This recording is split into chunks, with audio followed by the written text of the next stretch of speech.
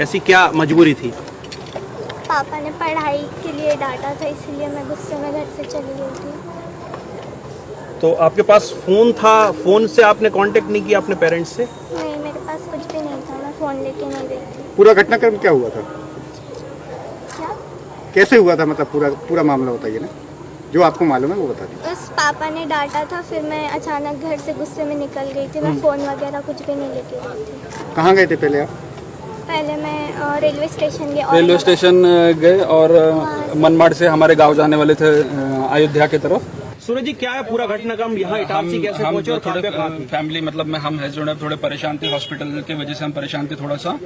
तो हमने मतलब वो फ्रस्ट्रेशन में काव्या को डांटा कि जल्दी उठना चाहिए, पढ़ाई नहीं हो रही, कुछ नहीं, मतलब ना जरा थोड़ा ज्यादा डांट दिया था हमने। तो गुस्से में निकल के सीधे वो हमारे ना घर निकल के बड़ी मम्मी के पास हमारे उधर जा रही थी, गाँव जा रही थी।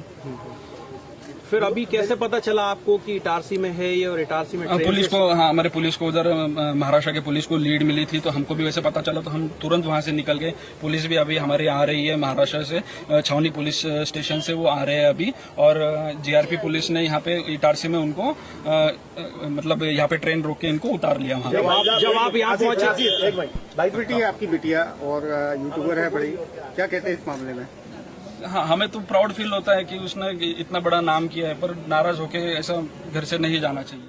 ये हमें भुसावल जीआरपी और कंट्रोल रूम के माध्यम से ये सूचना प्राप्त हुई थी कि गुमशुदा है, नाबालिग लड़की है, आरती यादव परिवर्तित नाम है उसका, और ये इनके पिता हैं देवेंद्र यादव।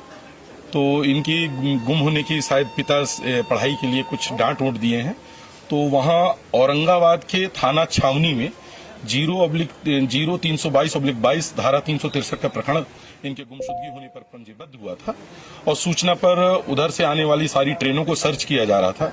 हमारे जीआरपी इटारसी की पुलिस ने मुस्तैदी से सर्च करते हुए कुशीनगर एक्सप्रेस को सर्च किया, तो चूंकि फोटो हमें मिल गया था, उस फोटो के माध्यम से बिटिया की पहचान हुई और बिटिया को हम लोग सुरक्षित